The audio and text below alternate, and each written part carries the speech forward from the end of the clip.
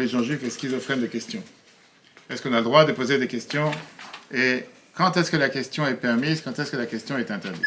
Je veux dire, quand est-ce que la question, c'est une question qui peut être posée? Quand est-ce que la question, c'est une question qui n'a pas le droit d'être posée? La question qu'on a comme débat ce soir, je pense que tout le monde voit à l'écran. Qu'est-ce qui distingue une question qui t'ouvre à l'apprentissage d'une question qui sert surtout à résister ou à te protéger? Il y a des gens qui posent des questions par vouloir comprendre ce qui se passe. Et il y a des gens que la manière de poser des questions, c'est pas parce qu'ils cherchent à comprendre, mais parce qu'ils veulent plutôt se faire remarquer. Bravo, ça c'est toi qui l'as dit. Mais il y a d'autres personnes qui, à la part de se faire remarquer, il y a des gens qui posent des questions parce qu'on va dire, ils sont anti-compréhension, ils ne cherchent pas à comprendre. Ils posent des questions parce qu'il y a quelque chose qui n'est pas clair chez eux. Et puisqu'il y a quelque chose qui n'est pas clair chez eux, pour ça ils préfèrent poser une question. Je ne sais pas si c'est pour piéger le bon mot, on va voir ce soir. C'est plutôt pour montrer que ça ne m'intéresse pas tes trucs. Pourquoi tu dis? On va y arriver, d'accord? Et c'est ce qu'on va voir ce soir avec le débat qu'on a sur la paracha de cette semaine. Débat très riche avec la mitzvah de la Shemitah. La mitzvah de la Shemitah, on va voir, entrer dans les détails, comme on va tout expliquer. C'était une mitzvah que chaque 7e année, les agriculteurs juifs avaient le devoir de s'arrêter de travailler la terre et de se dire que maintenant on va faire confiance à Dieu qui va faire pousser la terre, qu'on aura de quoi manger même si on ne va pas travailler la terre. Non, aujourd'hui, c'est presque difficile à croire parce qu'aujourd'hui, quand tu veux manger, tu vas sur Amazon ou tu vas sur n'importe quel autre site internet, tu commandes et tu te fais livrer à la maison avec Uber Eats ou avec Deliveroo ou quoi que ce soit. Mais à l'époque, ça ne marchait pas comme ça. À l'époque, quelqu'un qui ne travaillait pas la terre, quelqu'un qui ne plantait pas la terre, il n'avait pas quoi manger. Quelqu'un qui ne plantait pas son propre champ, son propre jardin, il n'avait pas quoi manger. Et c'était une confrontation avec ce qu'on appelle la foi humaine et de l'autre côté, la panique et la peur humaine. Qu'est-ce qu'on va manger demain? Il n'y avait pas les congélateurs. Il n'y avait pas les frigidaires, il n'y avait pas que tu as du manger et que tu peux stocker pendant des semaines et des mois. Et la Torah, justement, va voir comment elle anticipe la question. Et la Torah, elle vient, elle te dit qu'il y a une question inévitable que les gens posent. Et qu'est-ce qui se passe si vous allez demander la question, qu'est-ce qu'on mangera demain? Et on va tout de suite voir que la Torah te répond à la question en te disant que Dieu il te bénit, en te disant, il te promet que la 6e année va te donner tellement de récoltes que ça te suffira largement pour la 6e, la 7e, voire la 8e, puisqu'on pouvait recommencer à planter dans la 8e, et à ce moment-là, pouvoir en bénéficier la 9e. 3 ans de plus, d'accord? Tu sais, la Torah, elle vient, elle te révèle comment les doutes et comment la curiosité peut et doit coexister avec la foi, et comment poser des questions. C'est pas interdit. La Torah t'encourage à poser des questions. On va voir ce soir ensemble quel type de questions. Dans le cours qu'on va voir ce soir, on va voir comment la Torah elle te transforme l'anxiété pour les gens anxieux de parmi nous en recherche. Comment la Torah elle te permet des questions sincères. Et les questions sincères, ce ne sont pas un signe d'une croyance faible, mais au contraire d'une foi engagée. Et on va pouvoir distinguer la différence entre les deux. On va voir aussi quel rapport ça a avec le cosmos en général. Et c'est pour ça que j'ai dit, c'est ce qu'on va débattre ce soir ensemble, c'est quand est-ce qu'une question, c'est une question qui vient par, tu vois que la personne est intéressée à apprendre, et quand est-ce que la question, c'est pas quelqu'un qui a à apprendre, mais c'est une manière qui cherche à se protéger plutôt que vouloir apprendre. Commençons avec le premier texte de ce soir. Tous les textes sont en plus grand, ce texte il est plus petit, et c'est pour ça que Madrek a des bons yeux, va commencer à lire le premier texte. La paracha commence avec le loi de la Shemitah. Regardons les chapitres, verset 1 jusqu'au verset 8. Vas-y. Dieu parla à Moïse sur le mont Sinaï en disant, parle aux enfants d'Israël et dis-leur, lorsque vous arriverez dans le pays que je vous donne, la terre observera un repos, un Shabbat pour Dieu. 6 années tu ensemenceras ton champ, et 6 années tu tailleras ta vigne et tu récolteras la production. Mais la 7e année, la terre aura un repos complet, un Shabbat pour Dieu. Tu n'ensemenceras pas ton champ et tu ne tailleras pas ta vigne. Tu compteras pour toi 7 années sabbatiques, 7 fois 7 ans. Les jours de ces 7 années sabbatiques feront pour toi 49 ans. Magnifique. Qu'est-ce qu'on vient de voir ici? Dis d'abord le deuxième, la suite. Vous sanctifierez la 50e année et proclamerez la liberté dans le pays pour tous ses habitants. Ce sera pour vous un Yovel, un jubilé. Chacun retournera à sa propriété et chacun retournera à sa famille. Cette 50e année sera pour vous un jubilé. Vous ne sèmerez pas, vous ne moissonnerez pas ce qui aura poussé de soi-même, et vous ne vendangerez pas ce que vous aviez mis de côté pour vous. La terre donnera alors son fruit, vous mangerez à satiété, et vous y habiterez en sécurité. Très bien, lui, 10 sur 10. Vous pouvez vous servir, vous pouvez prendre des fourmis si vous voulez manger, après vous pouvez venir vous asseoir au cours. Comme j'ai dit tout à l'heure, l'agriculture à l'époque, c'était quelque chose qui était vital. C'était pas un choix de où, si j'ai envie ou j'ai pas envie. Quelqu'un qui ne plantait pas, il n'avait pas quoi vivre. Il n'y avait pas de Carrefour, Costco, je sais pas, pour pas citer toutes les marques, Leclerc, il n'y avait pas. Il n'y avait pas où acheter. C'est où tu plantes. Tu plantes pas, tu risques de mourir de faim. Donc c'était pas, on va dire, un choix personnel si ça m'intéresse, si j'ai envie. C'était quelqu'un qui ne plantait pas, c'était totalement équivalent à une peine de mort. Il dit qu'il ne pouvait pas vivre. Pas si j'ai envie ou pas. Et là, la Torah, elle vient, elle te dit la phrase qu'il vient de dire, si vous vous rappelez le verset précédent, c'était, on va voir ça, le verset prochain, dans lequel la Torah te dit clairement que c'est pas facile pour une personne de se dire, j'ai rien au frigidaire, j'ai rien dans le congélateur, j'ai pas où acheter quoi que ce soit, qu'est-ce que je mange demain? Si je plante pas, comment je vais avoir?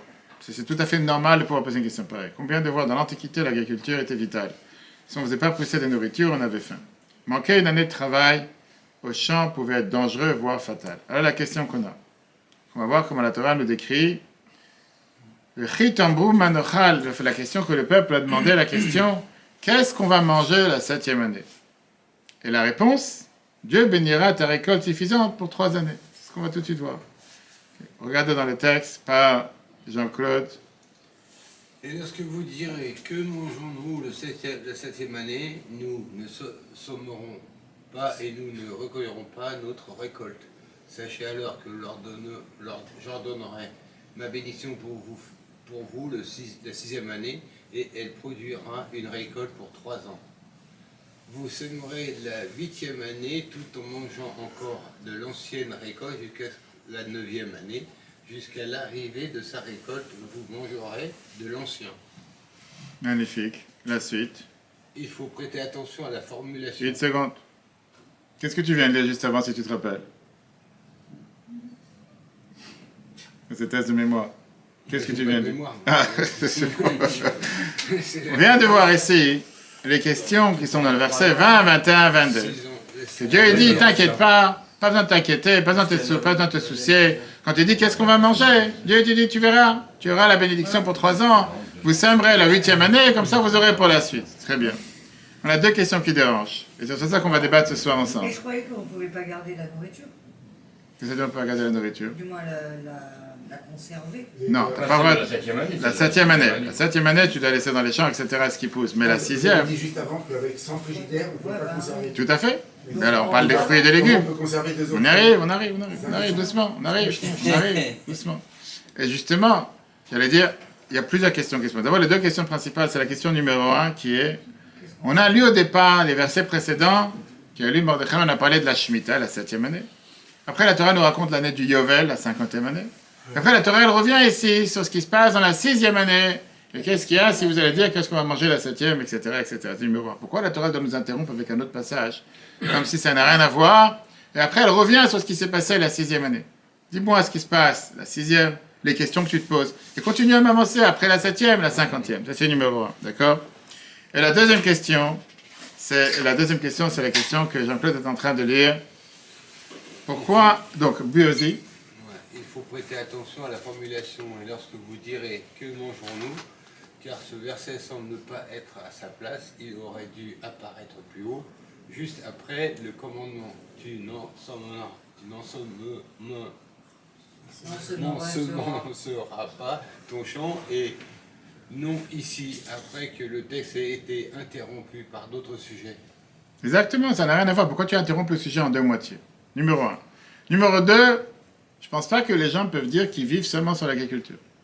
Il y avait, je sais pas, du bétail, il y avait certainement des poissons, je sais pas s'il y avait... On parle quand les gens rentrent en Israël, d'accord, il y avait d'autres produits à manger. C'est aujourd'hui des gens qui n'aiment pas les fruits et les légumes, qui mangent pas des fruits et des légumes. On va pas choisir le fruit. Non, mais la question que tu as demandé, si tu as fait attention dans le texte, c'était Vechit Tambrou Manochal. Quand vous allez poser la question, qu'est-ce qu'on va manger? Comme s'il n'y a rien d'autre à manger. Disons que tu n'as pas de champ. Disons qu'il n'y a rien, d'accord? Qu'est-ce qu'on va faire? Il n'y a pas de champ, on n'a rien d'autre à manger, on peut manger autre chose. C'est du numéro 1. Numéro 2, on a posé la question comment la Torah, elle formule d'une manière qui dérange. Attention avec le projecteur. Pourquoi la Torah, elle te dit une formule qui dérange? Parce que la Torah te dit Vechit Tambrou Manochal. Elle te dit pas peut-être vous allez poser. La Torah, elle vient, elle te dit vous allez poser la question. Je vous connais, je sais qui vous êtes. Vous êtes des gens anxieux. Non, c'est Dieu qui parle au peuple juif. Il ne dit pas, peut-être vous viendrez un jour poser une question. Donc, je sais que vous allez poser cette question. Alors, encore une fois, c'est quoi? C'est un insulte. C'est comme si quelqu'un a dit, je te préparais à manger ce soir des grillades, et ton fils il vient à la maison et il dit, pourquoi il n'y a pas de poisson ce soir? Et tu lui dis, je savais que tu allais poser. Tu as préparé du poisson, il dit, pourquoi tu n'as pas préparé les grillades? Alors, pourquoi la Torah ne traite pas de cette question qu'après avoir présenté la mitzvah du Yovel, les 50 ans du jubilé, alors que la difficulté existe déjà avec la mitzvah de la Shemitah? Deuxièmement, pourquoi la Torah elle présente cette question comme inévitable, sans compter sur le fait que certains auront peut-être une foi totale? Et peut-être il y aura des gens qui sont croyants. Peut-être il y aura des gens qui ne pourront pas de questions. Peut-être il y aura des gens qui ils vont pas être si anxieux, si inquiets. En confiance. Tu as des gens qui se posent des questions, qu'est-ce que je vais manger ce soir? Il y a Philippe, il se pose pas de questions, il rentre à la maison, il y a à manger, il va dormir, qu'est-ce qu'il y a? Exactement. C'est pas se prendre la tête. C'est pas qu'on va ça que dès qu'il n'y a pas quelque chose, il commence à piquer une crise. Laisse tomber. Il y a pas, la vie continue. C'est pas la fin du monde. Alors comment ça se fait que la Torah elle te dit ici d'une manière comme si je suis sûr que vous manquez de foi. Et la Torah elle attend de nous qu'on va avoir des doutes qui sont inévitables. On a dit un verset plus tôt que Dieu il promet qu'il va nous bénir dans tout ce qu'on a besoin, que Dieu va faire pousser tout ce qu'on a besoin. Si Dieu nous a promis tout ce qu'on a besoin, pourquoi la Torah elle pense que malgré ce que ma promesse, je sais que vous ne ferez pas confiance. Je sais que vous aurez des doutes, je sais que vous allez avoir des questions. Elle ne promet pas. En deux mots, tu fais confiance, tu ne nous fais pas confiance. Tu dis qu'on aura une émouna, qu'on aura la foi, qu'on n'aura pas une foi. C'est quoi ce débat? C'est que c'est entre deux versets qu'on nous présente d'un côté comme des gens que Dieu nous fait confiance, et de l'autre côté, comme si on n'a aucune confiance. Ça permet, il y a quelque chose qui dérange. On n'est pas tous faits de la même façon. Mais c'est ça qui crée On n'est l'anxiété. pas tous faits de la même façon. 100%, je suis d'accord. Après ça, il y a bien 4 types d'enfants qui vont de toute façon grandir. Donc il y a... On va y arriver, on va y arriver. aussi considérer qu'il y a 4 types d'adultes. On va y arriver justement, on va parler ce soir des 4 enfants. On a toujours le peuple, depuis le désert, il est comme ça. Mais justement, ça fait que renforcer la question, Il parce leur que donne la manne, ça leur suffit pas, il leur donne... ça fait que renforcer la question sur tout ce qui vient de dire Gilles, parce que la Torah ne te dit pas de distinction. Dans le verset, elle te dit « quand vous direz ». Elle ne te dit pas « quand certains parmi vous Qui va le dire? C'est si. ». Tout le monde. Alors justement, c'est ce qu'on va tout de suite voir. La Torah elle a dit « v'chitambru manochal ». On va tout de suite voir la différence. Le mot que la Torah a employé, c'est justement, là on a la phrase du Malbim qui est décédé. Si vous dites. Une seconde. Le Malbim, il est décédé en 1879, et Monsieur Gilles, puisque vous avez dit si vous dites, lisez ce que le Malbim nous dit. Si vous dites, c'est ça? Non, c'est pas écrit si vous dites. Ah, juste au-dessus? Oui, le verset, exactement, et lorsque. Et lorsque vous direz, j'ai déjà expliqué qu'il existe une différence entre la mort, le mot qui et le mot im. Le mot im indique l'incertitude, tandis que le mot qui indique la certitude.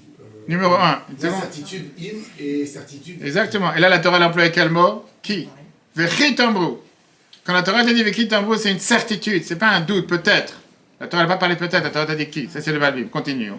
Ainsi. Ainsi, puisque le verset ne dit pas im tomru, si vous dites, on en déduit qu'ils le diront certainement, car Dieu connaît leur inclinaison et sait qu'ils en viendront à parler ainsi. La formule que la Torah elle a employée ici, c'est une formule de certitude. La Torah n'a pas employé ici une fermeture de peut-être. La Torah elle t'a dit ici le mot qui, comme on vient de voir ici, la différence entre veki et shema. Quand la Torah te dit le mot veki est lorsque, shema c'est si peut-être. En disant et lorsque plutôt que si peut-être, la Torah montre que l'inquiétude liée à la subsistance est naturelle et prévisible. Et la Torah ne te fait pas ici de distinction. Peut-être certains, mais il y a certains croyants. Non, la Torah dit c'est tout le monde. Tout le monde aura la même question, etc. Clair jusqu'à présent? Je ne comprends pas pourquoi. D'accord? Comment ça se fait que la Torah elle te met ici un point, pas de peut-être, certains, vous allez tous être anxieux, vous allez tous avoir une question, vous allez tous pas être sûrs et vous allez tous poser la question. Tout le monde, C'est vital. tout Hein? le monde a envie de manger. Hein.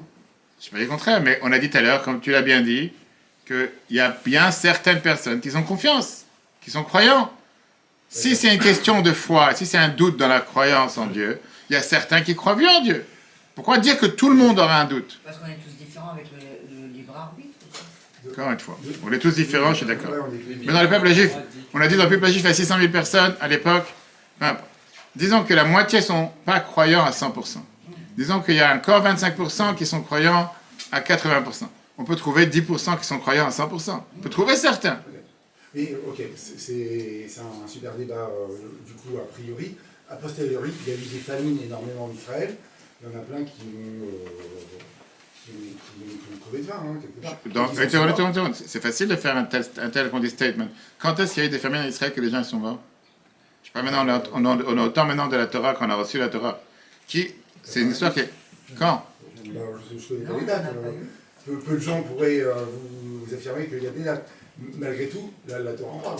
Et surtout... La Torah ne parle pas qu'il y a eu de la famine en Israël, que les gens sont morts à cause de famine, non. La Torah n'en parle pas. Non.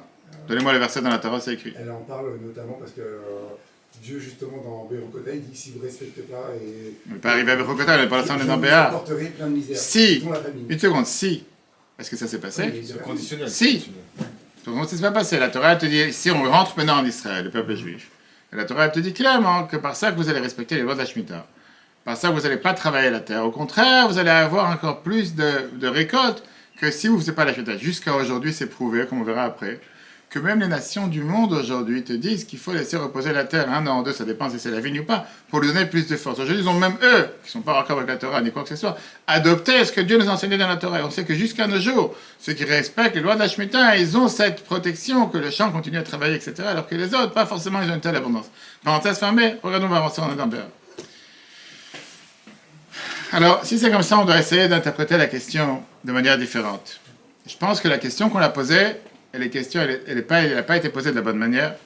La question, elle est posée de manière totalement différente, qui veut dire, c'est pas une question ici sceptique, quelqu'un qui a un doute, mais au contraire, c'est ici une question qui est plutôt pour chercher à comprendre, une question de curiosité, de découverte, plutôt qu'un doute.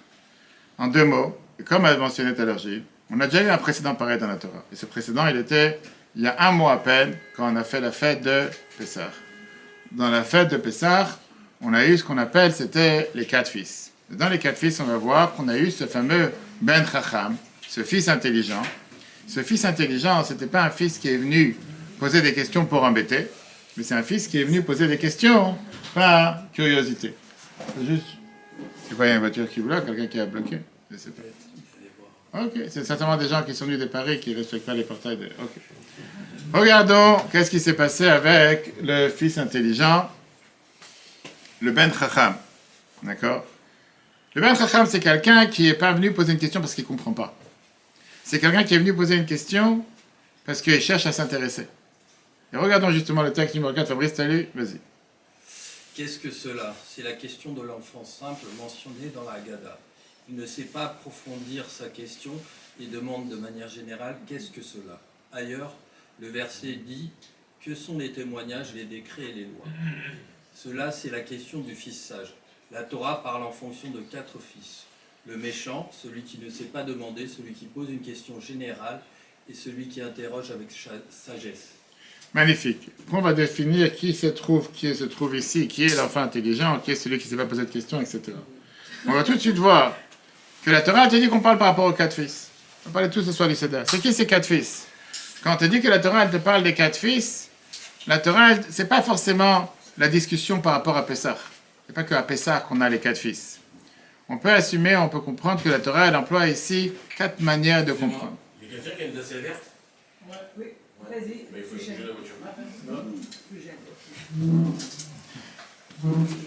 Maintenant, la Torah, elle vient nous parler ici qu'on a 4 manières de comprendre. En général, parfois soi-même, on a 4 différentes manières de comprendre les choses. Et parfois, on a 4 différentes manières d'interpréter la Torah. Et en fonction de comment on interprète, et en fonction de comment on a les réponses, on va voir pourquoi ça vient, comment ça vient et à cause de quoi ça vient.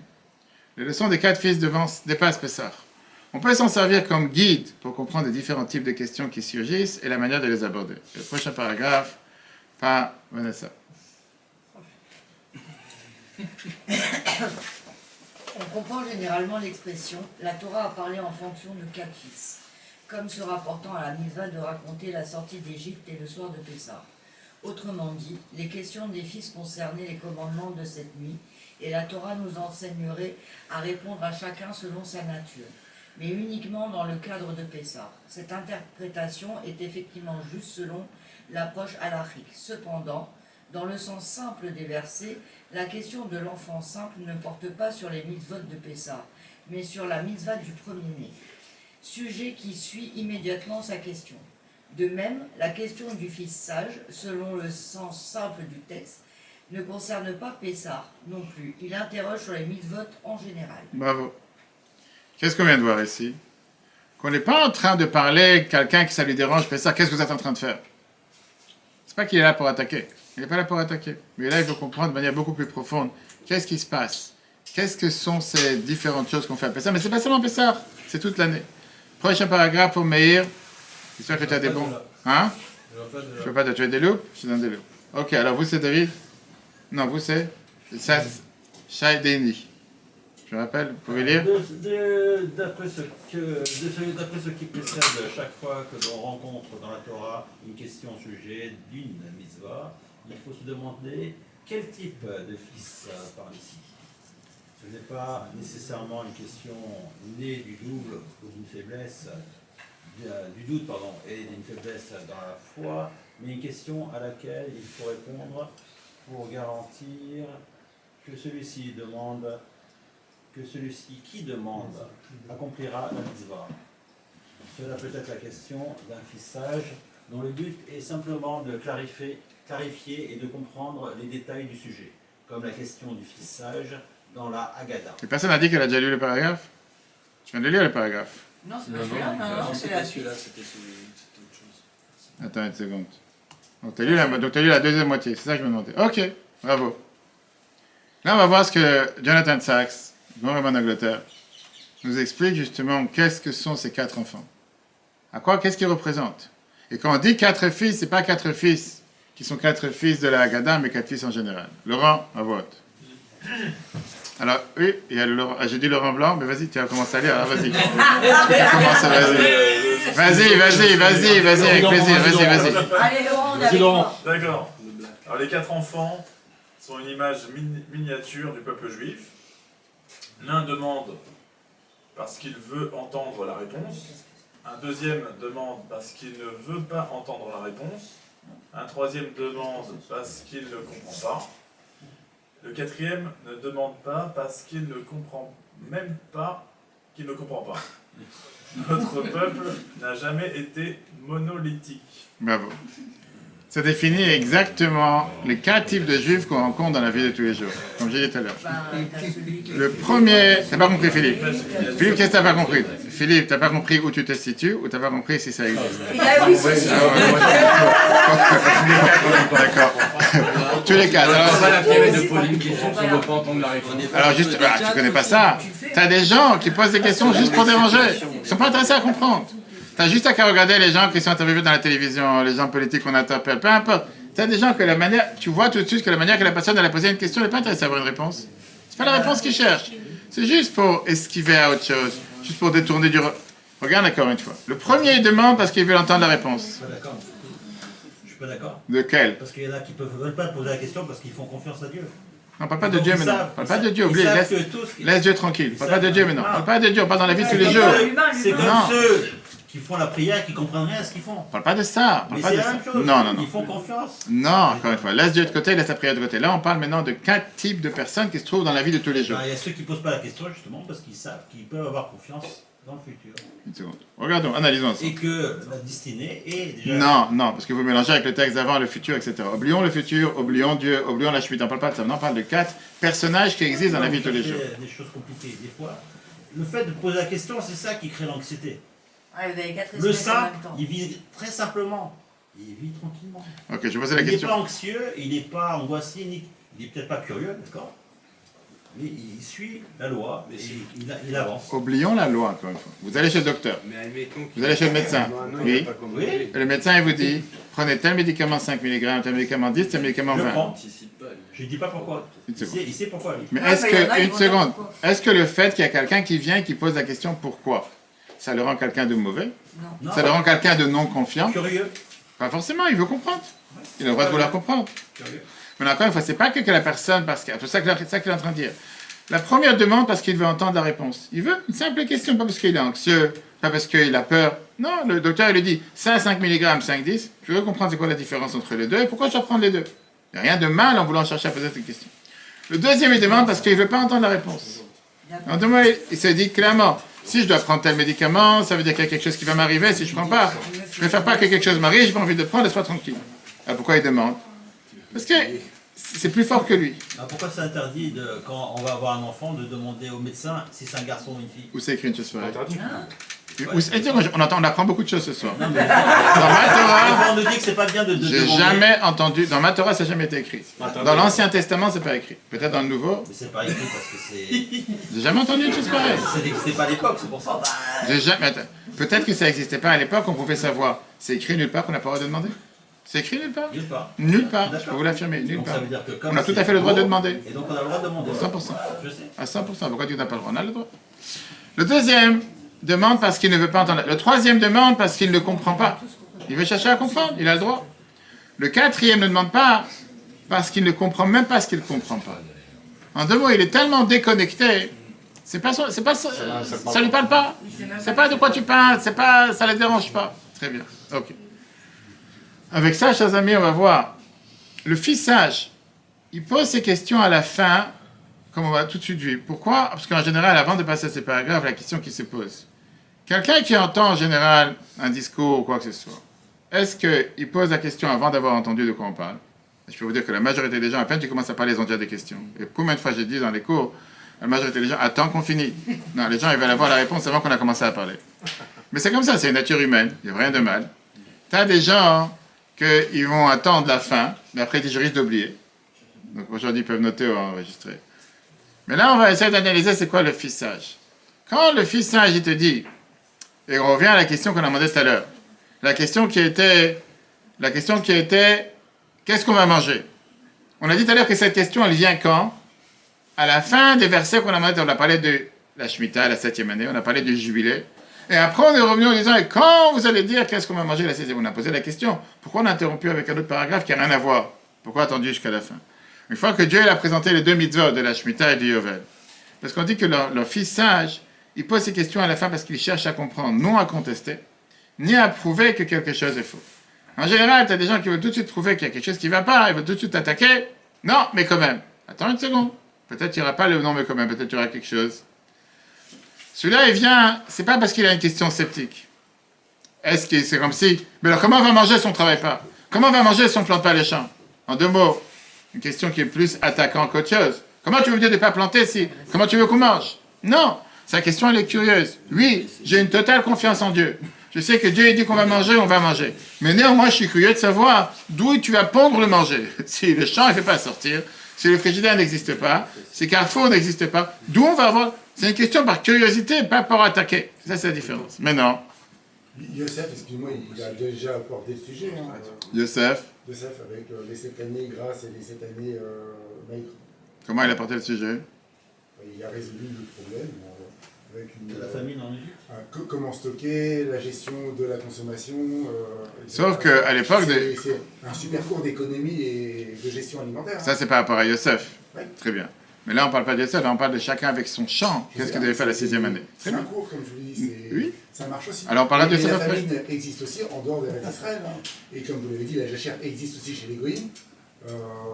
Même si on produit de la jachère, si on applique de la jachère dans les champs, il y a aussi de la famine qui existe, on sait bien. Mais 100%, il y a de la famine dans le Les monde. inondations, ouais. Enfin, tout Ça, c'est dans le monde. Voilà. Dans le monde. Oui. Mais là, on parle par rapport à ce que Dieu promet la 6e année qu'on va avoir une abondance.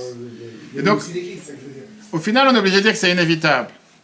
Poser la question, c'est pas quelque chose de mal. Mais c'est pas quelque chose, c'est pas parce que c'est des questions au contraire qui nous font avancer. Et au contraire, on veut que les gens soient curieux et intéressés à comprendre qu'est-ce que Dieu nous dit. Et la Torah n'est pas contre cette idée. Regardez le prochain paragraphe.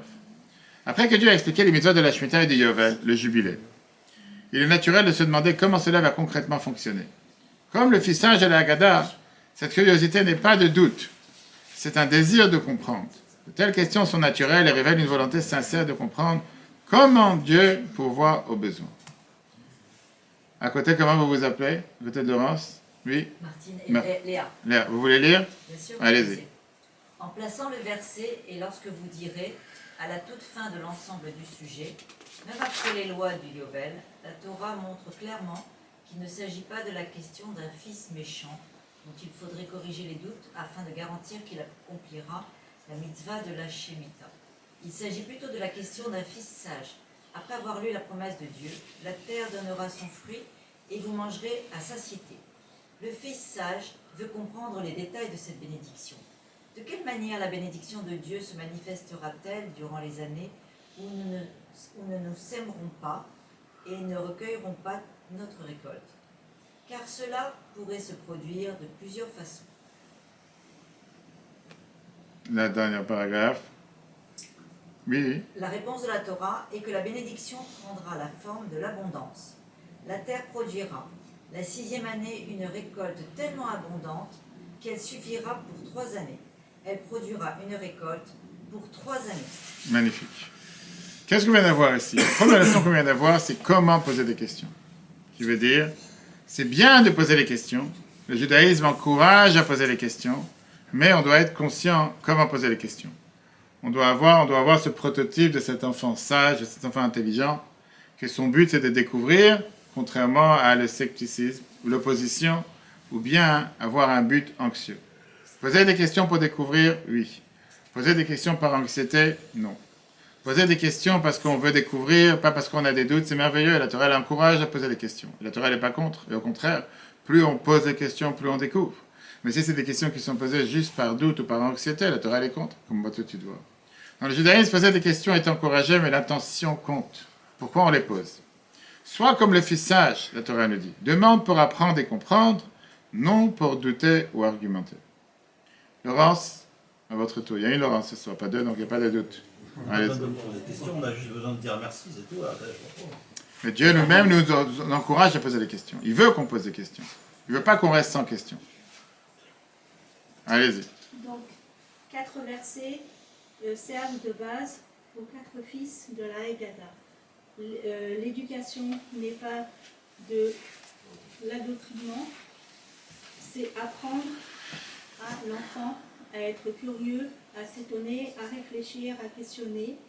L'enfant qui pose pas de questions devient partenaire du processus d'apprentissage. Il ou elle n'est plus un récepteur passif, mais un participant actif. Demander, c'est grandir. Il existe toutefois des conditions pour poser une question juive.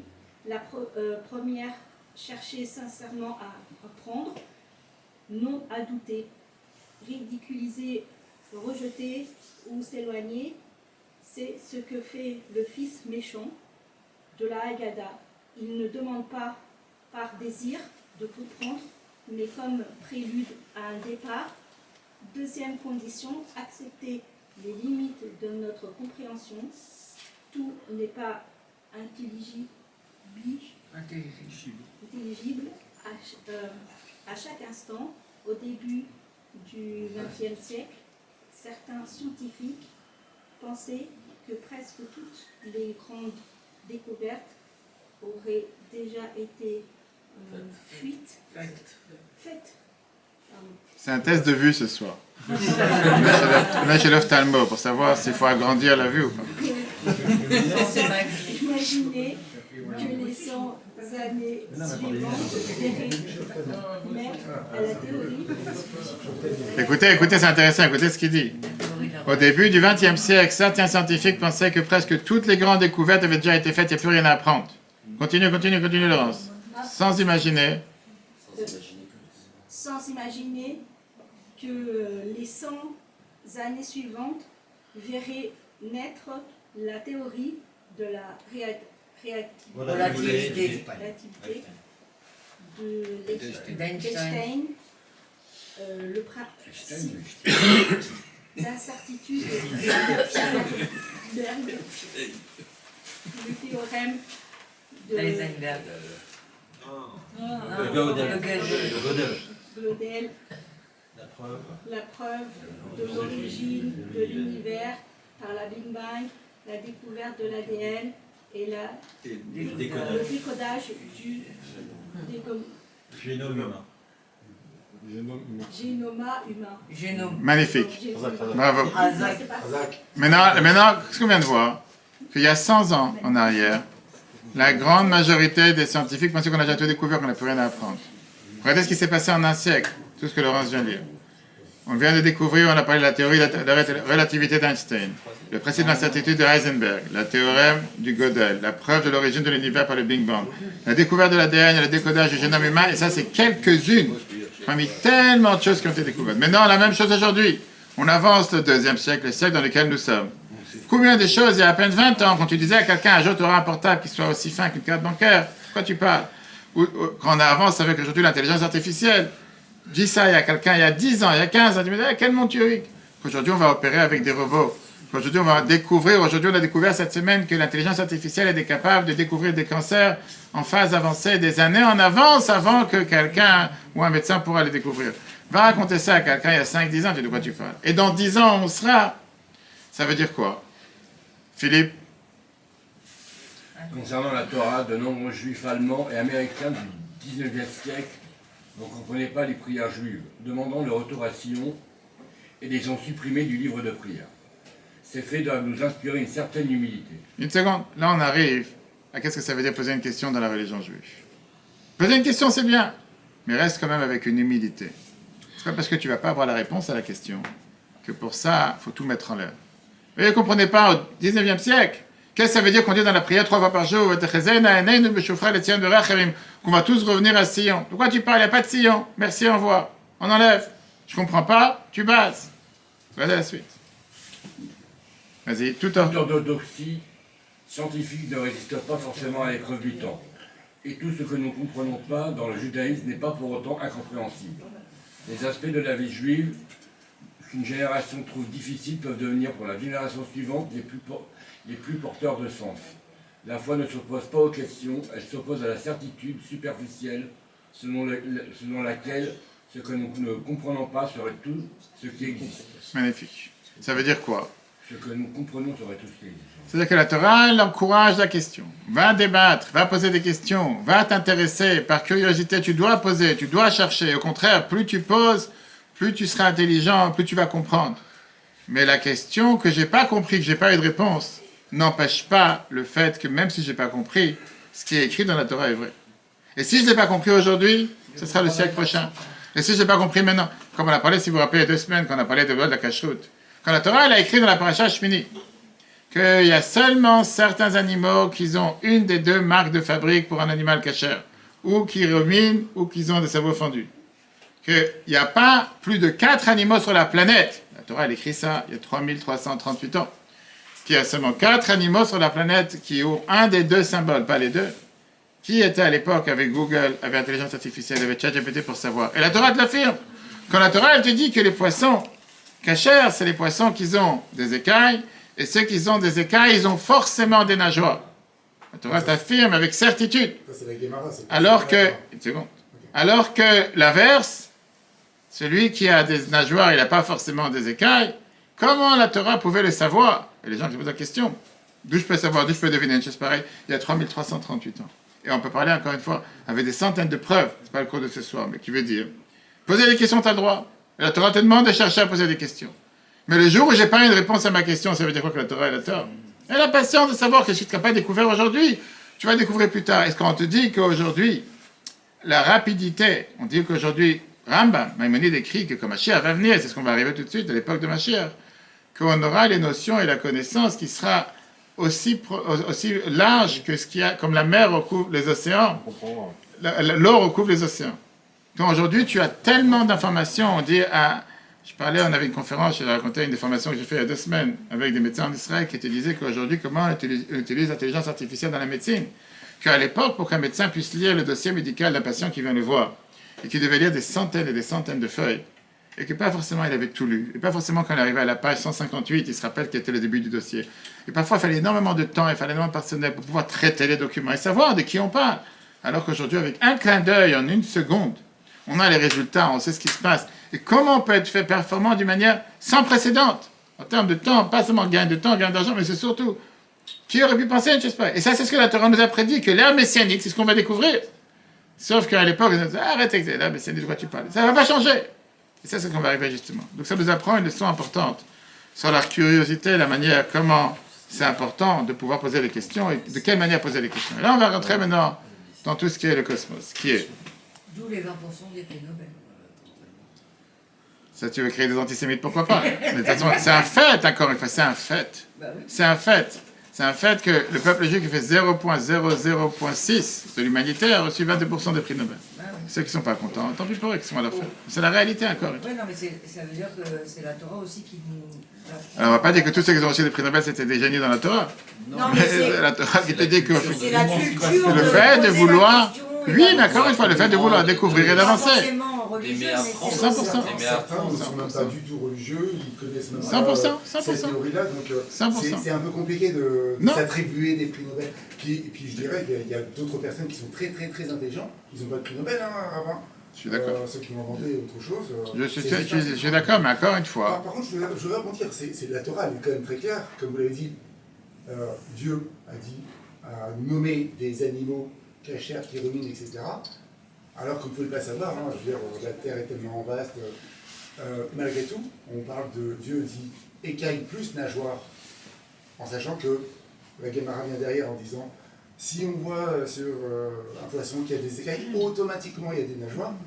Alors automatiquement, si Dieu a dit il faut aussi voir des nageoires, il y a bien une raison. C'est pas tout à Je fait- reparle encore une fois. Aujourd'hui, c'est facile de venir quand on est à la fin du film. Revenons il y a 3338 ans en arrière. C'est toujours le même débat. Revenons il y a 3338 ans en arrière, quand on n'avait pas encore cette fin du film dans laquelle nous sommes aujourd'hui. Quelqu'un pouvait se poser la question, comment tu viens et tu m'affirmes une telle certitude, alors que comme vous avez dit, personne n'était dans la jungle au Brésil, et personne n'était dans les fins fonds des océans. Donc aujourd'hui, avec tous les scientifiques et tout ce qu'on a essayé de découvrir, on n'a pas découvert autre chose. Alors aujourd'hui, on peut l'affirmer, mais à l'époque, on avait le droit de se dire, d'où tu le sais? Peut-être c'est faux, peut-être il y a autre chose, peut-être c'est pas forcément ce qui est écrit. Peut-être ce qui est écrit, c'est pas forcément... C'est pour ça, c'est ce que je dis. Et néanmoins, il y a eu à l'époque cette foi, par ceux qui étaient présents, de se dire que si la Torah nous l'affirme, même si moi je ne le sais pas aujourd'hui parce qu'on est limité dans la connaissance et dans le savoir qu'ils avaient à l'époque, tu sais qu'est-ce que la Torah dit, c'est 100% vrai. Et d'ailleurs, il y avait, j'ai oublié le nom, on avait parlé de ça dans un cours précédent, il y avait une fois des scientifiques qui ont découvert un poisson qui était au Mexique, que lui, ils ont pu trouver qui était contraire, parce qu'après on a découvert que ce n'était pas forcément un poisson, c'est un animal de mer, et c'est pas forcément les poissons qu'on pensait pouvoir comme ça contredire la Torah, c'était pas forcément contradictoire. Mais refermons cette parenthèse du poisson et des écailles, c'est pas le cours d'aujourd'hui, Shmini, c'était il y a 3 semaines. Revenons avec ce qui se passe, c'est la Shemitah par rapport à la vie dans laquelle nous sommes. Parce qu'encore une fois, la Shemitah aujourd'hui, c'est pas seulement pour les terrains agricoles. C'est pas seulement quand tu as 6 années de travail, 7e année tu reposes bien sûr. Mais on parle aussi la Shemitah dans les temps que la Torah nous dit. On passe maintenant à une échelle plus élevée, que c'est une question par rapport à l'époque dans laquelle nous vivons. Par rapport au monde, puisqu'on sait très bien que d'après la vision juive, le monde il est créé en 6000 ans. 6000 ans d'histoire. Et le Yom Shikul, le Shabbat, ou Mucha, le Chai, lui-même, c'est le 7e millénaire. Aujourd'hui, nous sommes dans le 6e millénaire. Pourquoi le 6e millénaire? Parce que la Torah te dit que depuis le début de la création du monde, on a reçu la Torah en 2448. Aujourd'hui, nous sommes en 5786. 5786, ça veut dire que nous sommes dans le 6e millénaire. Quand on aura là 6000 ans, on commencera le 7e millénaire. D'accord? Et la Torah te dit que les premiers 6000 ans correspondent à dimanche à vendredi. Aujourd'hui, nous sommes 5786, nous sommes vendredi après-midi. Ça, c'est comment c'est comparé. Sur 0 à 6000, dimanche à vendredi. 6000 à 7000, c'est la messianique et l'heure de Shabbat. Revenons sur la Gemara Sanhedrin. Page 97a, nous dit, Philippe il a lu, Laurent il a lu, alors allez-y, vous appelez comment? Véronique, je vois pas. Vous voulez pas vous lire mettre des lunettes? Non? Des loups? J'ai oublié mes lunettes. Ok, pas de souci. Gilles alors, il a lu, allez-y. Alors, de même que l'année sabbatique annule les dettes une fois tous les 7 ans, ainsi le monde mettra de côté son existence habituelle pendant 1000 ans au cours de chaque cycle de 7000 ans. Comme il est dit, Hachem seul sera élevé en ce jour-là. Isaïe 2.11. Et il est dit, psaume, chant pour le jour de Shabbat, psaume 92.1, c'est-à-dire un jour, 1000 ans, qui sera entièrement Shabbat. Et il est dit, pour expliquer l'équivalence entre un jour et 1000 ans, car 1000 ans sont à tes yeux comme un jour, comme le jour d'hier, lorsqu'il est passé, et comme une veille dans la nuit. Psaume 90.4. Bravo. Viens Ramban, Nachmanid. Et ça, c'est pour Laurent Blanc. Et viens Ramban, C'est pas Michel Nachmanid. Et il nous explique ça dans la paracha de cette semaine. Ici, nous sommes exposés à un grand secret, l'un des profonds mystères de la Torah. Le secret des époques du monde est suggéré dans ce passage. Incline ton oreille pour entendre ce que je suis autorisé à t'en révéler, de la manière dont je suis autorisé à l'exprimer. Et si tu le mérites, tu comprendras.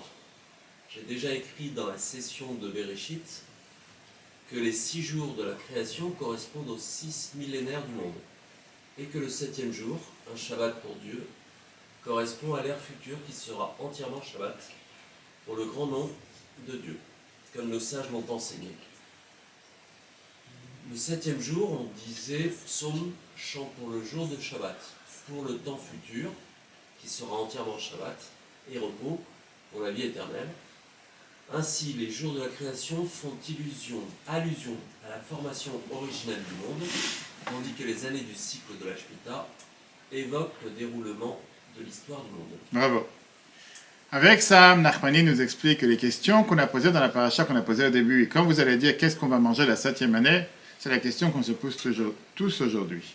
Comment nous, qui nous sommes dans le 6e millénaire, comment on peut dire que Mashiach approche, que Mashiach arrive? C'est Nachmani qui le dit, c'était pas Lubavitch. Il vit en Espagne, il travaillait aussi dans les finances, dans le gouvernement. Comment il te dit c'est une question qui dérange chaque juif. Comment dire que nous, qui sommes dans les générations les plus basses, peuvent mériter la venue de Mashiach? On n'est pas dans les générations qui étaient avec les grands génies qui ont existé dans l'histoire du peuple juif, au temps de l'Agmara, au temps du Tanakh, au temps de la Bible, au temps du Temple. Il y avait des gens qui étaient vraiment dit la divinité était partout. Aujourd'hui, nous sommes une génération relativement basse. Que mangerons-nous la 7e année? Comment pouvons-nous, dans la 6e millénaire, concevoir l'idée de l'ère de Mashiach? C'est la société. Je n'ai pas entendu. C'est la société. Mais C'est justement, pas la même à l'époque. oui, mais alors justement, plus qu'aujourd'hui on est dans ce qu'on appelle une descente des générations sans précédente par rapport aux générations précédentes. Aujourd'hui, le niveau de nos générations sont relativement bas, spirituellement parlant, par rapport à quand tu remontes il y a 1000 ans, il y a 2000 ans en arrière. Prends la France, il y a 1000 ans. Rashi, tous les dirigeants de Tosfot, et tu prends tous ceux qui étaient en Allemagne, en Espagne, que ce soit Rambam. Bref, quand tu reprends les génies de l'époque, oui, aujourd'hui, tout ce public présent sont des génies. On ne peut pas comparer ça avec les génies qui existaient à l'époque. Et quand tu remontes au temps, il y a 2000 ans en arrière, beaucoup plus grand. Dire que nous, aujourd'hui, nous sommes ceux qui sont aptes à recevoir la Mashiach. Nous, on est aptes à rentrer dans cette ère messianique. Nous, on a dit tout à l'heure, on est au 7e, on se rapproche de la fin du 6e millénaire, l'époque où Mashiach arrive. Et qu'est-ce qui se passe avec les générations précédentes? Ça, c'est la même question qu'on a vue dans la paracha de cette semaine. Quand vous allez dire qu'est-ce qu'on va manger, en deux mots, nous qui nous sommes à la 6e année, au 6e millénaire, on se pose la question, comment on peut être ceux qui m'ont mérité à avoir et à recevoir Mashiach si on n'est pas du tout du même calibre, du même niveau de ce qui a été les générations précédentes? C'est comme la récolte. La 6e millénaire, c'est la 6e année. C'est ce qu'on va tout de suite voir. voir. Abondante. C'est ce qu'on va tout de suite voir. Qu'est-ce que ça veut dire abondante? On va tout de suite voir.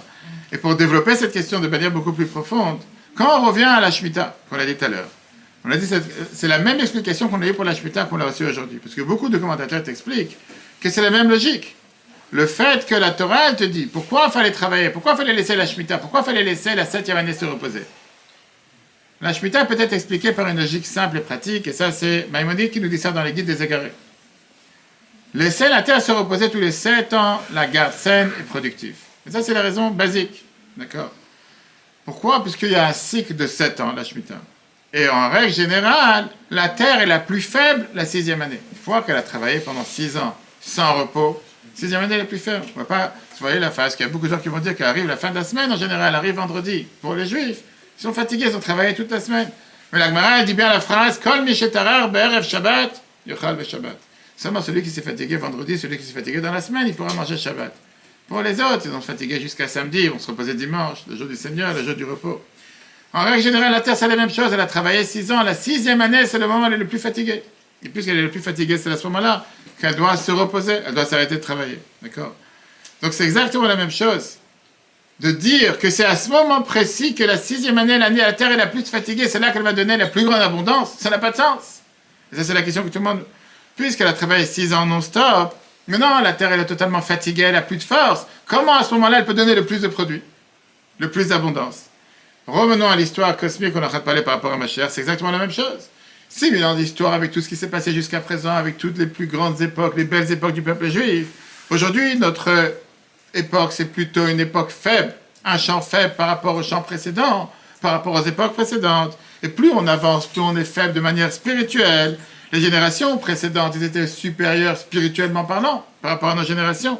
quand on pense par rapport au Beth Amikdash, quand on pense par rapport à tous les centres de Torah qui existaient dans le monde entier. Par contraste, on peut considérer qu'aujourd'hui, on est des nains spirituels par rapport à l'époque. Et donc, ça vient renforcer cette question qui est une question philosophique. Comment nous, qu'on est une génération qui est la moins méritante, qui est la génération la plus basse spirituellement parlant, comment nous, on va amener au sauvetage du monde, pour ça que Mashiach va venir dans notre génération. Et ça, c'est la question que Rambam nous dit, qui est directement liée à la paracha de cette semaine. Quand tu parles avec ce qu'il y avait les grands érudits talmudiques à Babylone, quand tu parles de tous les shtetlar et tous les villages qu'il y avait dans l'Europe de l'Est, les grands kabbalistes qui existaient en Afrique du Nord, on en passe quand tu reparles toutes les générations, les derniers siècles et millénaires, rien à voir avec la génération d'aujourd'hui.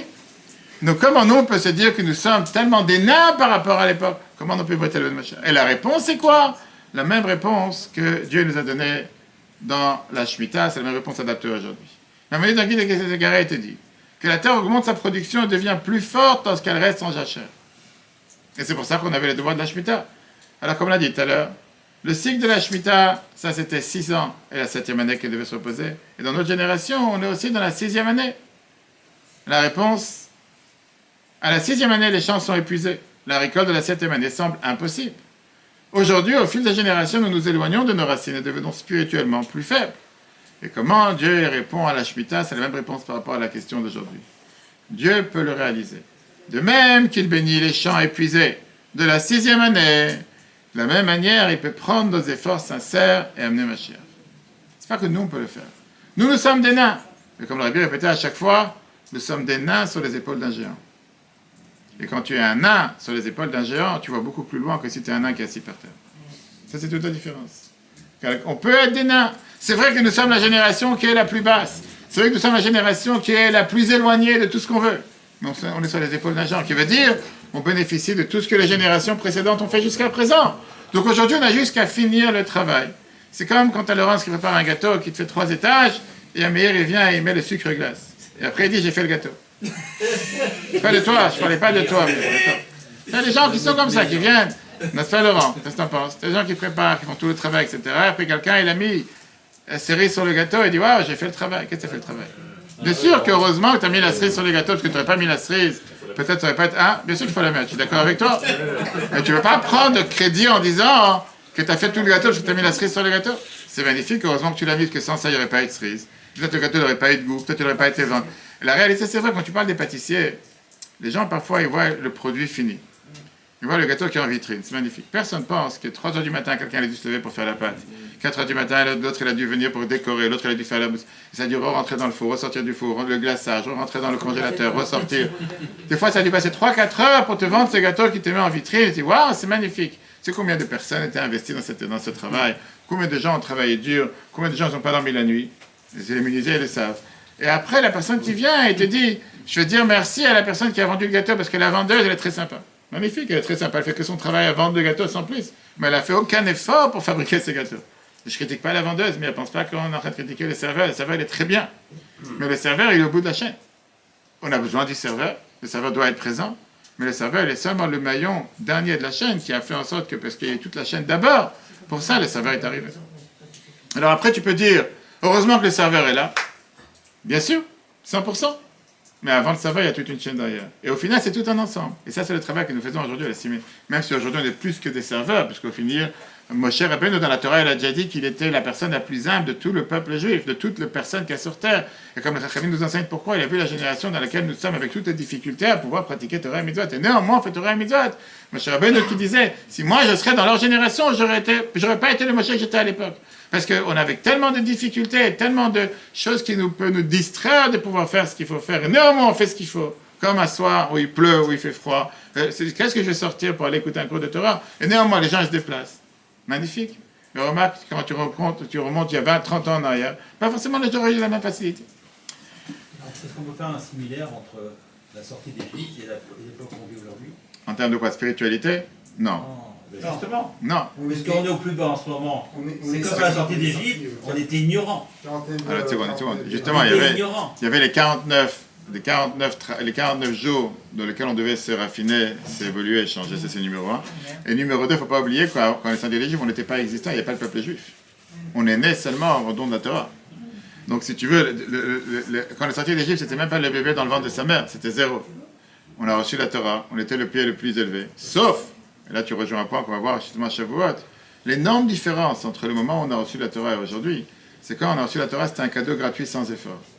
Et puisque c'est un cadeau gratuit sans effort, c'est une des raisons pourquoi justement, le moment qu'on a fini de recevoir la Torah, aucune sainteté est restée sur le mont Sinaï. On devait se préparer à recevoir la Torah sur le mont Sinaï, c'était magnifique, c'était... Le lendemain, tu peux marcher sur le mont Sinaï comme tu veux, il n'y a plus aucune sainteté dessus.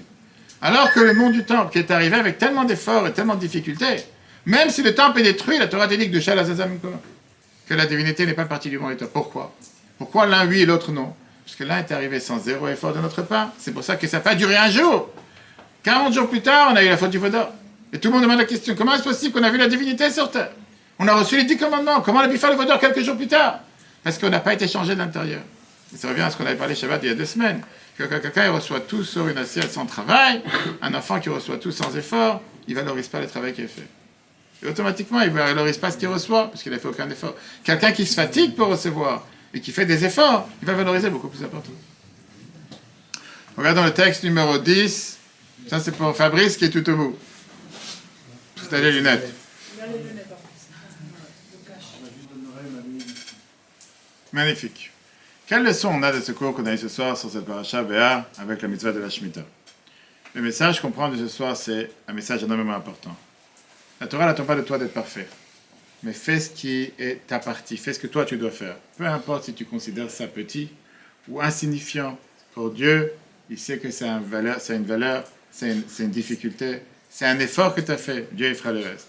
On vit dans un temps où tout peut paraître tellement difficile. Pas des missiles qui sont partis aujourd'hui à Dubaï, qui sont partis à Oman, et que ça reprend. Et que, des fois, tu te dis, mais quoi, dans un moment pareil, ma chère, il arrive, de quoi tu parles? C'est pas le moment, c'est pas... Des fois, des gens te disent, parfois, la situation est tellement noire. Comment on peut avoir une lueur de lumière dans une situation tellement noire? Comment tu peux voir les choses qui vont s'éclairer quand la situation semble être tellement difficile? On est dans la période la plus noire, la plus basse, et on se dit quoi? Tu penses vraiment que Dieu en a à faire si je fais une bracha, si je fais une mitzvah, si je fais un effort? La réponse, elle est de la même manière à la 6e année. Quand la terre était la plus faible, néanmoins, elle a donné une double récolte avec la bénédiction de Dieu. Exactement la même chose aujourd'hui pour chacun d'entre nous. Parfois, tu te sens fatigué, tu te sens non valorisé, tu te dis, je ne mérite pas, c'est pas pour nous. Mais Dieu, il regarde nos efforts, et même si c'est un effort petit, il transforme cet effort en miracle. Qui veut dire, on n'a pas besoin d'avoir toutes les réponses pour pouvoir commencer à comprendre comment ça va fonctionner. Tu n'as pas besoin d'avoir cette réponse. Comme on l'a dit tout à l'heure, avoir confiance. Notre devoir, c'est de faire notre mission, faire ce qui dépend de nous, avec sincérité. Et quand on fait ce qu'on peut, avec les moyens que Dieu a donnés à chacun d'entre nous, avec la confiance en Dieu, forcément, ça finit par gagner. Forcément, ça finit par marcher. Et ça, c'est la raison, et c'est ce qu'on a appris ce soir, la manière de changer notre manière, ce qu'on appelle un changement de paradigme, un changement de pensée. On ne parle pas de faire tout de manière parfaite. C'est qui je regarde. Pas faire tout de manière parfaite. Et ça ne doit pas s'aligner forcément que si je n'ai pas fait les choses parfaitement, et si je n'ai pas prié à 100%, et si je n'ai pas mis les tefilines parfaitement, si je n'ai pas fait ta mitzvah parfaitement, il vaut mieux rien faire. Si la viande n'est pas cuite à 100%, il vaut mieux qu'elle ne soit pas cuite. La preuve, si tu peux avoir de la viande qui est, comment on appelle ça, medium rare ou bien rare, et tu as des gens que parfois ils aiment ça, pour certaines personnes. Pas obligé d'avoir les choses à 100% de manière parfaite. La Torah elle attend de nous de faire quoi? De faire ce qu'on fait avec authenticité et avec dédication, de se dédier à ce qu'on fait. Si tu agis de cette manière-là, alors même si tu as des faiblesses, Dieu s'assure de t'envoyer la bénédiction beaucoup plus de qu'est-ce que tu peux t'imaginer. Tu n'as pas besoin d'être parfait, tu dois faire ce que tu dois faire. Regardons dans le texte. Tu n'as pas besoin d'être parfait. Présente-toi simplement. Même lorsque les choses semblent impossibles et que nous sentons au plus bas, notre rôle, c'est d'agir avec sincérité, authenticité et véritable effort. Et quand on agit de cette manière, on est garanti d'avoir la bénédiction. Résumé du cours, et juste après, je vous raconte l'histoire de l'Akba Omer que je vous ai promis. Lorsque nous faisons notre part, Dieu s'occupe du reste. Même si notre effort peut sembler petit. On a ici la main de Jean-Claude d'un côté. Dieu peut le prendre et le rendre miraculeux. Si tu penses un instant que tu dois faire les choses forcément comme au temps du temple, retourne au temps du temple. On n'est pas au temps du temple. On est en 2026, on est en 5786. Dieu, il attend de toi de faire ce que tu dois faire au moment où tu es présent, à l'époque où tu es présent, avec les moyens que tu es présent, la connaissance que tu as. Mais fais-le avec sincérité. Fais-le avec authenticité. Ne fais pas pour dire que j'ai fait. Ne fais pas pour essayer de montrer à quelqu'un que je connais tout. Moi, je vais t'enseigner. Pourquoi tu ne fais pas le kiddush comme il faut? Pourquoi tu ne fais pas la prière comme il faut? À ton âge, tu n'es pas au courant. Tu veux que je t'en raconte d'autres? Fais ce que tu fais avec sincérité, authenticité. T'es garanti que Dieu il accepte ce que tu fais. Regardons, chers amis, le résumé. Est-ce que ça a un rapport avec les tartes anonymes? Tout à fait. Les supplications qu'on fait tous les jours, pourquoi on les fait? Pas parce qu'on a fauté toutes ces erreurs. On n'a pas fauté toutes ces erreurs. Je suis garanti que moi, je dis les tachanonymes 2 fois par jour, 3 fois par jour. Et il y a beaucoup d'erreurs que je n'ai pas fait. Je n'ai pas violé, il y a beaucoup de choses que je n'ai pas fait. Alors pourquoi on le dit? Parce qu'on se considère qu'on est réunis tout le peuple juif ensemble. Et que si jamais il y a quelqu'un qui n'a pas fait certaines choses, on le prend sur nous. C'est-à-dire qu'on est garant de pouvoir faire en sorte que quelqu'un le dise. Regardons le résumé après l'histoire, chers amis. La Torah ordonne aux agriculteurs de laisser la terre se reposer et anticipe leur question. Que mangerons-nous? En promettant une bénédiction. Cette question n'apparaît qu'après le Yovel. Et deuxièmement, elle est présentée comme inévitable, car elle n'est pas motivée par le doute, mais la curiosité. Le Fils sage cherche à comprendre, non à contester. Une question sincère renforce la foi. Une résistance déguisée en question l'affaiblit. La 6e année correspond au 6e millénaire de l'exil. Lorsque nous nous sentons spirituellement les plus faibles, de même que Dieu bénit la récolte de la 6e année, il amplifie nos petits efforts à ce stade avancé de l'histoire. Si même lorsque nous nous sentons indignes ou incertains, nous présenter avec sincérité attire la bénédiction de Dieu et rapproche la délivrance. Ce que Dieu il attend de chacun d'entre nous, c'est d'être sincère, d'être authentique, de ne pas dire je fais pour figurer, pas dire je fais pour ce que les gens vont dire, faire parce que toi tu sais que c'est ce que Dieu il attend de toi de faire. Et même si c'est pas parfait, Dieu il sait qui tu es, Dieu il sait que tu es pas parfait, et Dieu il l'accorde et il accepte et il le valorise. De la même manière qu'un génie, au temps du temple, un génie au temps il y a 1000 ans, il faisait les choses de manière différente. Que Dieu il sait qu'il nous a placés dans cette génération, avec les difficultés que nous avons dans cette génération, avec les défis à relever, mais il sait que tu es sincère et authentique, il t'accorde la bénédiction. Avant la question, l'histoire, après justement la question.